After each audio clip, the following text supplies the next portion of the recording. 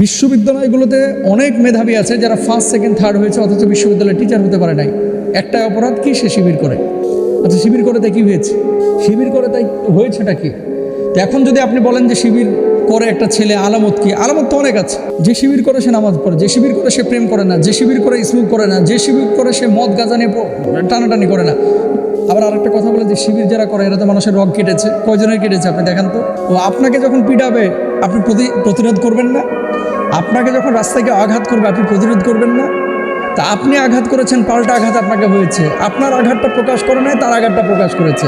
আমি যে কথাটা বলতে চাচ্ছি শুনেন, কে জামাত করে, কে বিএনপি করে, কে ইসলামী আন্দোলন করে, এটার চাইতে বড় বিষয় হচ্ছে যে কে কোরআনের পক্ষে আছে, আল্লাহর জমিন আল্লাহর দিন কায়েমের পক্ষে আছে।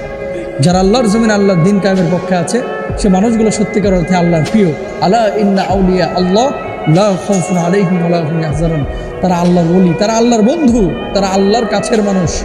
এদের কোনো ভয় নাই, এদের কোনো চিন্তা নাই।